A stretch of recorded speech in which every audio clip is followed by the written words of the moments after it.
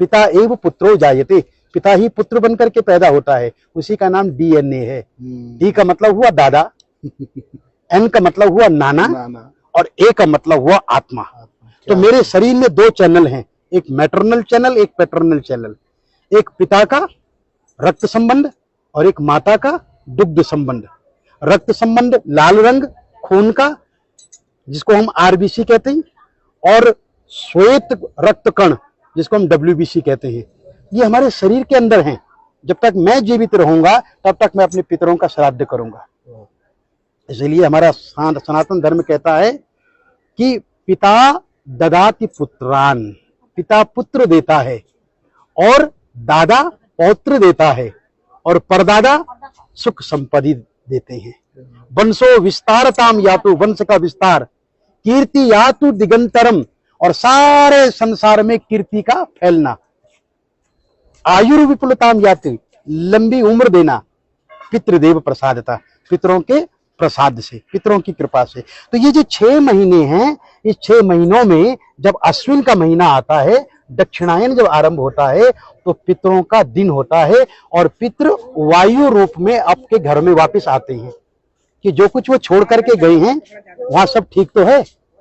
मैंने जो संपत्ति छोड़ी है उस संपत्ति में मेरे बच्चे मिल बांट करके खा रहे हैं या नहीं, अरे मेरे लिए कुछ दे रहे हैं या नहीं, मुझे स्मरण कर रहे हैं, तो वायु रूप में आते हैं। परंतु जो श्रद्धावान पुत्र होता है ना, वो क्या करता है, वो पंडित जी को बुलाता है और उनको बुला करके तर्पण करवाता है। तो तर्पण कितने प्रकार के होते हैं?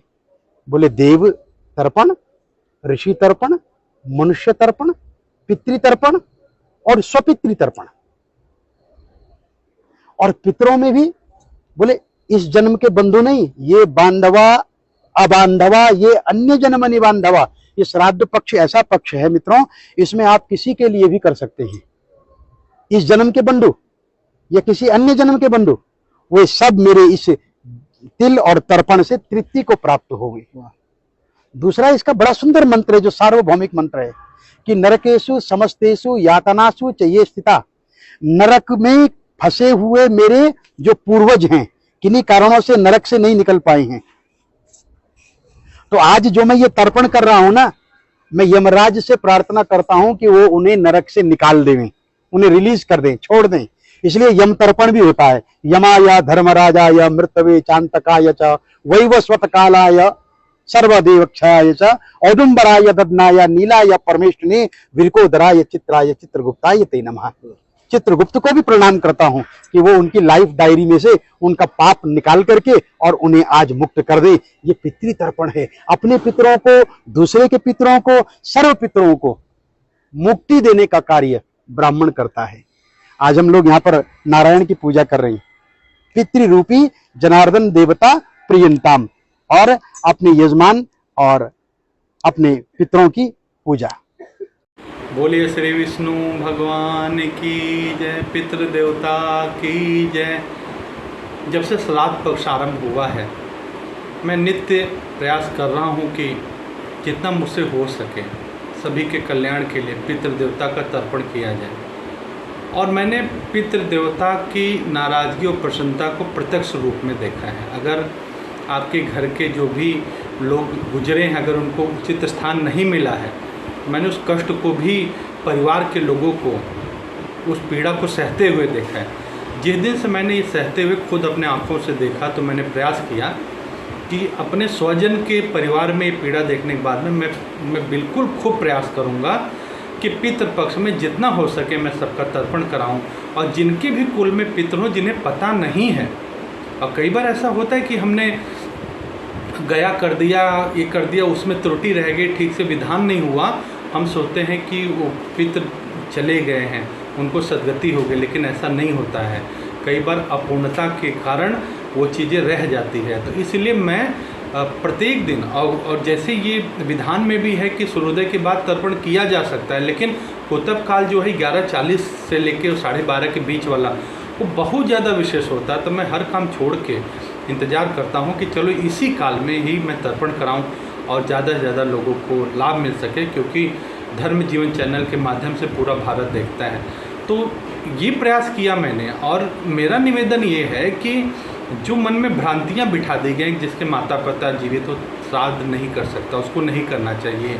और श्राद्ध ही एक माता पिता जिंदा है तो सेवा नहीं किए, मरे के बाद कर रहे हैं। आप एक बात समझिए, क्योंकि उसमें जैसे हमारे यहाँ हम लोग ये एक वैज्ञानिक तत्व हम लोग जानते हैं ना, जैसे कह रहे हैं कि चांद पे लोग चले जाएंगे तो उनका जीवन काल हो जाए, क्योंकि वहाँ दिनों रात लंबा है, बड़ा है। ऐसे मंगल पे जाएंगे तो और कुछ होगा, ऐसे और जगह का होगा। तो ऐसे पितरों का भी क्या 6 महीना, जैसे हमारा 6 महीना बीतता उनका एक दिन होता है, 6 महीने बाद रात होती है। मतलब अगर हम 6 महीने बाद कर रहे हैं तो पितृ देवता जगे हुए यहाँ हैं, उनको कुछ चाहिए। जैसे हम जगते हैं तो हमको कुछ नाश्ता भोजन चाहिए, ऐसे पितरों को भी चाहिए। और ये सब मैं प्रत्यक्ष बता रहा हूँ कि ये देखा हुआ है। और जिसको और अधिक देखना हो तो वाराणसी में पाप मोचन पिशाच मोचन स्थान है, वहाँ जाके देख सकते हैं, गया जी में देख सकते हैं, अन्य स्थान पे देख सकते हैं। इसमें कोई भी आप ये मानिए अंधविश्वास नहीं है, और इसमें तर्पण में कुछ खर्चा भी नहीं है। और बड़े सौभाग्य से मैं तो कहता हूँ कि परम पूज्य संत श्री आसाराम जी बापू के पूरे भारत में आश्रम है, और सभी आश्रमों में सामूहिक रूप से तर्पण बढ़िया से विधिवत तरीके से कराया जाता है। कुछ नहीं, नाम मात्रा सेवा होती है, सेवा शुल्क होता है कि जो आपको पता करेंगे, तो कुछ नहीं है ऐसे। और सामूहिक तर्पण कराया जाता है, और कुछ लोग तो अपने घर में ब्राह्मण बुला के विधि विधान से भी करते हैं। तो मैं तो पूरे भारत से निवेदन करूंगा कि अगर संभव हो तो जो सोसाइटी वाले हैं, कॉलोनी वाले हैं, वो लोग एक ब्राह्मण को पहले से तय कर लें, ब्राह्मण देख लें, सात्विक ब्राह्मण हो, मतलब शुद्ध हो। जैसे आज के समय में ब्राह्मण के नाम पे भी लोग मदिरा खा रहे हैं, मांस खा रहे हैं, और नित्य कर्म में बहुत है नहीं, बस कर्म कांड सीख लिया। तो पवित्रता की चीज़ है, प्रयास करें कि शुद्ध ब्राह्मण भी हो और वेद पाठी ब्राह्मण हो, ऐसे ब्राह्मण को तय कर लें। तो आप तो तर्पण करेंगे ही, और प्रयास करें कि आपकी सोसाइटी, आपके कॉलोनी के लोग भी बैठ जाएं साथ में, और सामूहिक तर्पण हो जाए। सामूहिक तर्पण, जो नहीं तर्पण मानते वो भी तर्पण कर ले, उसमें कुछ नहीं। तर्पण में क्या है आप बताइए, थोड़ा सा चावल का आटा या जौ का आटा से आप पिंड बनाते हैं, और थोड़ा सा जल, थोड़ा सा दूध, थोड़ा सा उसमें क्या बोलते हैं कच्चा दूध थोड़ा सा डाल दिया, थोड़ा सा कुशा, और तो सम करके इकट्ठा होता, अलग अलग करने एक ऐसे। अच्छा, और ये चीज़ मैं बताऊं कि जो भी तर्पण करने, सामूहिक श्राद्ध तर्पण के लिए करने के लिए जाएंगे, वो कुछ चीज़ें बहुत ध्यान रखें। आप अपने साथ में जो भी थाली या ऐसे परात कुछ ले जाएँ, परात तो आज संभव नहीं, थाली भी ले जाए तो गहरी थाली ले जाएँ, जिसमें कम से कम 2.5 लीटर 2-2.5 लीटर पानी आ सके, ताकि आपकी अंजुली डूब सके उसमें। उठा करके जल उसी में गिराएं, जल बाहर नहीं गिरे। बहुत छोटी उसका रहती है किनारे की थाली, तो आपका जल अंजुली में आता ही नहीं, उतना जल ही नहीं हो पाता, जल बाहर गिरता है। एक वो प्रयास करें।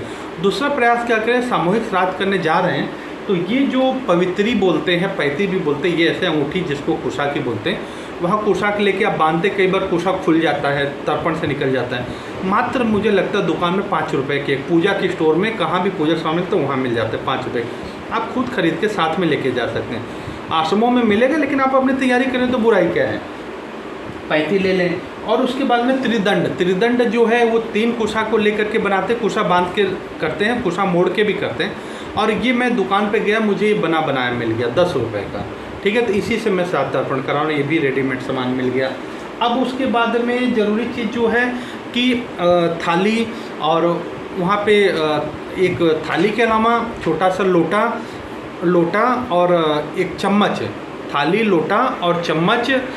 और चम्मच जो है, चम्मच आप घर से ले जाएं। लोटा छोटा से क्यों चाहिए, छोटा लोटा ले जाएं, 2 कारण हैं कि लोटा में क्या है कि आप जो भी चीज़ जैसे शिखा बांधेंगे तो शुद्धि करने के लिए हाथ धोना होगा आपको, तो अपना लोटा में जल लिए रहेंगे तो अच्छा रहेगा।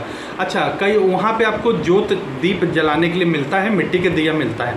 तो और कई बार क्या होता है कि आप थाली इसलिए ले जाएँ कि जैसे थर्माकोल का प्लास्टिक के पत्थर मिलती है, उसके ऊपर आप दिया रख के जला दे तो गर्मी से पिघलता भी है, ठीक है। और आप थाली नहीं ले जाए तो आपने गर्मी से किया, जो नीचे कालीन या वहाँ पे जो चटाई बिछी वो भी जले। तो आश्रम में जाएं या सामूहिक ऐसे स्थान, तीर्थ स्थान में जाएं जहाँ सामूहिक हो रहा, तो वहाँ धर्म क्षेत्र का नुकसान भी ना हो, उसको भी ध्यान देना है हमको, तो वो भी करना है वहाँ पे।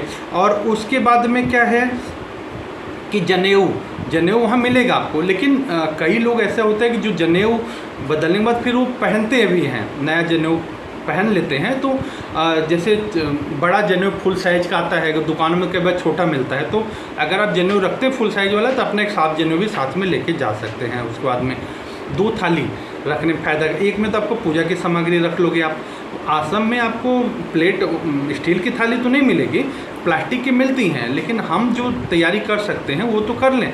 2 थाली ले जाएं, कटोरी ले जाएं, तो उसमें क्या होगा कि एक थाली में आप पूजा की सामग्री जो भी मिलेगी रख लेंगे, एक थाली में दीप वगैरह जो भी रखना साथ में, और एक ना जैसे बोलते हैं पतीला टाइप में, गहरा टाइप में, जिसमें 2-2.5 लीटर पानी आपका आ जाए।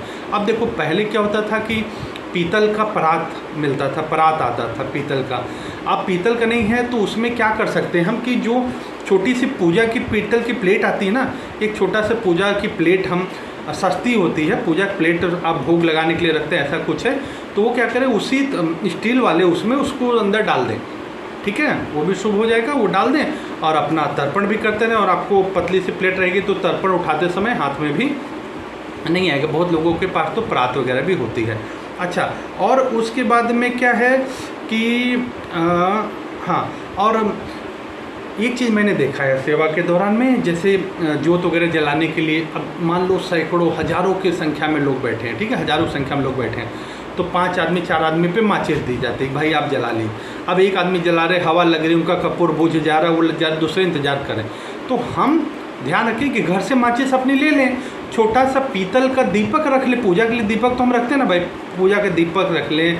आश्रम में कहीं जाते तो पूजा का सामान तो रखते हैं ना, तो रख लीजिए, उसमें क्या है, आपको बाहर से कुछ लेना नहीं। एक वही जो पवित्री 35 बोल रहा हूँ 5 रुपये के हो गया, एक आप ये कोषा दंड अगर लेते 10 रुपये का हो गया, पूजा का आपके पास सामान होता ही है, छोटा पीतल का हो गया, थाली प्लेट है ही, एक स्टील का नया ऐसे गहरा कटोरा टाइप, बड़ा कटोरा आप बोल सकते, जो आप उसको बोले जिसमें आपके हाथ में तर्पण भी आ जाए, बहुत छोटा मुंह ना हो उसका, खुला मुँह का चौड़ा मुँह का एक स्टील का बर्तन ले, एक छोटा सा मान लो पीतल की या कुछ प्लेट टाइप है, उसमें डाल दिया हमने, उसको रख दिया, वो हमारा उसमें भी काम हो गया। और माचिस ले जाएं, कपूर है, मिलता है वहाँ सब, लेकिन इतनी बड़ी सेवा है तो हम सेवा में सहयोगी बने ना, हम क्यों इंतजार करते हैं भाई हमको भी थोड़ा सामान दे दो, तो हम वो चीज़ का हम अपना सामान ले जाएं। अच्छा, और एक चीज़ मैंने जब सेवा के दौरान मैं देखा, बहुत भाई नहीं जानते, एक तो देखो बहुत ध्यान रखो, श्राद्ध श्रद्धा का विषय है, इसमें श्राद्ध चालू हो गया फिर लोग आराम से आ रहे हैं, मतलब कुछ श्राद्ध का हिस्सा निकल गया फिर आके बैठ गए, नहीं, श्राद्ध में आप समय से पहले, वहाँ आश्रमों में पहले हवन होता है, हवन कराया जाता, हवन होता, आहुति डालो और मन पवित्र हो जाए, बैठो श्राद्ध में समय से बैठो ताकि हर चीज़ विधि विधान से हो जाए। तीसरा एक चीज़ और मुझे कहना अगला कि कई लोग देखता हूँ पैंट शर्ट पहन के आते हैं, देखो श्राद्ध तो आप बहुत जगह देखेंगे तो खुले बदन भी कराते हैं, नीचे मतलब वस्त्र है खुले बदन करने के, लोग बनियान पहन लेते हैं, तो वहाँ पैंट शर्ट तो एक दिन के लिए तो छोड़ दें, कोशिश करें कि आप सफ़ेद गमछा अगर आप पहन के वहाँ जा रहे हैं तो वहाँ श्राद्ध से पहले बदल लें, ऐसा ले जाए धोती टाइप जो बांध लें, और अगर खुले बदन भी कर रहे हैं तो एक रुमाल कुछ ऐसा जो आप कंधे पे डालने के लिए रुमाल जैसा ज़रूर रखें, और एक छोटा सा रुमाल हाथ पोंछने के लिए, जैसे आप कुछ करें हाथ में लग जाए फिर आपको चंदन लगाना है फिर हाथ धो के पोंछना है, तो एक छोटा सा रुमाल अलग से रख लें। आश्रम का सामान सब मिलेगा, आश्रम में हम इतनी बढ़िया तैयारी से जाएं कि हम अपनी सेवा के साथ में वहाँ सहयोगी बन जाए, इंतज़ार नहीं करें कि सेवादार भाई सामान ला के दे रहा है, नहीं, साधारण चीज़ें हैं हम करें। और एक मेरा निवेदन है कि श्राद्ध में हम तो जाते हैं, लेकिन अगर हमारा अड़ोसी पड़ोसी कोई है जो उसको पता नहीं, वो वैसे भोजन बना के श्राद्ध रख देता है, श्रद्धा से उसका भी ठीक है, लेकिन अगर ऐसा आपके साम सहयोगी हैं आप, तो आप प्रयास करें कि उसको कहें कि भैया इस बार चलो संत आसाराम बापू आश्रम है या फलाना मंदिर है, कहीं स्थान है, वहाँ पे सामूहिक श्राद्ध कराया जा रहा है, आप उसको साथ में लेके जाएं। और इसका सिर्फ कारण है सनातन संस्कृति के प्रति लोगों की श्रद्धा बढ़े। आप मेरा बहुत हाथ जोड़ के निवेदन है, अगर आपके आस पड़ोस में आप देखते हैं कि धर्मांतरण वाले लोभ लालच देख के किसी तरह करके हमारे धर्म के प्रति ये सब दिखावा है, झूठ है, ऐसे करके लोगों को धर्मांतरित कर रहे हैं, और अगर ऐसे समय में हम अपने धर्म के प्रति सजग नहीं होंगे तो गाय को पूजने वाले लोग नहीं मिलेंगे, कि गाय को पहले रोटी खिलाने वाले लोग नहीं मिलेंगे, गाय को रोटी के साथ खाने वाले लोग मिलेंगे, उनकी संख्या बढ़ेगी। बच्चियों को पैर पूजने वाले लोग नहीं मिलेंगे, बच्चियों के साथ दुष्कर्म करने वाले लोगों की संख्या बढ़ जाएगी। तो अपने धर्म को भी समझिए, धर्म को बढ़ाइए और प्रयास कीजिए, खुद आगे बढ़िए और ज़्यादा से ज़्यादा लोगों को संगठित करके सामूहिक, आपके यहाँ बिल्डिंग में नीचे पार्किंग है, वहाँ पे आप बिछा करके और ब्राह्मण से बात, एक ब्राह्मण को आप बुलाइए और 50 आदमी को तर्पण, 100 आदमी को तर्पण का लाभ मिले, आप वो जरूर करें। और एक अगर आप करें, मेरा कोई आग्रह ऐसा नहीं, लेकिन उस दिन दान पुण्य का बड़ा महत्व है। तो जैसे नया बर्तन एक वस्त्र हो गया, अगर आप कर सकें तो जहाँ सामूहिक आप श्राद्ध करें वहाँ पे आप उस पुराना नहीं इस्तेमाल किया हो नहीं, लेकिन जो नया एक आध बर्तन है या एक आध वस्त्र है जो आप दान कर सकते हैं, करें, ऐसा मेरा कहना नहीं है। क्योंकि अगर आप दान करेंगे तो क्या होगा, वो संस्था, वो आश्रम या वो जो भी धर्म स्थान हो, क्या कि उस दान के पात्र को क्या करें, आगे वो भी आगे कहीं दान कर देंगे। हमारे यहाँ तो एक कहावत है कि एक अपने देहाती भाषा में कहते हैं कि भीखी में भीख दे तीनों लोग जीत ले। मतलब जो कहते हैं कि भीख मिली, भीख में दान को भी दान कर दिया तो तीनों लोगों को जीतने का पुण्य मिल गया। तो श्राद्ध भी है, श्रद्धा भी है, सब कुछ है। और ये मन में आप बिल्कुल ना करें कि माता पिता जीवित हो नहीं करना। जैसे उसमें अब एक वीडियो मैं साथ में डाल रहा हूँ, बहुत अच्छा महाराज जी ने कहा है उसमें, जिसके माता पिता जीवित तो वही नहीं, आप श्राद्ध तो संपूर्ण विश्व के लिए कर सकते हैं, देश के सैनिकों के लिए कर सकते हैं, जिनके कोई जीवित नहीं उसके लिए कर सकते हैं, जिनका सही से तर्पण नहीं हुआ उनके लिए कर सकते हैं, आप समस्त विश्व कल्याण के लिए कर सकते हैं। आप जरूर श्राद्ध करें और संगठित होकर श्राद्ध करें, अकेले करने के बजाय प्रयास करें, अभी से समय है। और इस वीडियो को बहुत ज़्यादा लोग तक प्रसारित करें कि इस वीडियो के माध्यम से सुन के अगर कोई संगठन, कोई ऐसे सोसाइटी वाले मिल के श्राद्ध करते हैं तो मुझे लगेगा कि मेरी सेवा ये पूरी हुई है। तो ये जो है श्राद्ध आप जो है ज़रूर करें और श्राद्ध तर्पण का विधि विधान से करें और एक दूसरे को सहयोगी बने। और धर्म जीवन चैनल जो ये है छोटी सी सेवा जारी की है @DHARMJEEVN धर्म जीवन चैनल है मेरा, उसको सब्सक्राइब करके आगे भी बढ़ाएं, क्योंकि उद्देश्य सिर्फ यही है कि हमारा धर्म बढ़ता रहे। और हमारे धर्म में तो लिखा है ना, समस्त विश्व का कल्याण हो, एकमात्र धर्म है। उसमें ऐसा नहीं लिखा कि जो हमारे धर्म को नहीं मानने वाले उनको मार दो, काट दो, नहीं, समस्त विश्व का, जीव जंतु सभी का कल्याण हो। आप इस वीडियो को देखिए महाराज जी का और पूरे वैज्ञानिक पद्धति से जानिए कि श्राद्ध और तर्पण क्यों जरूरी है। हरिओम हरिओम हरिओम।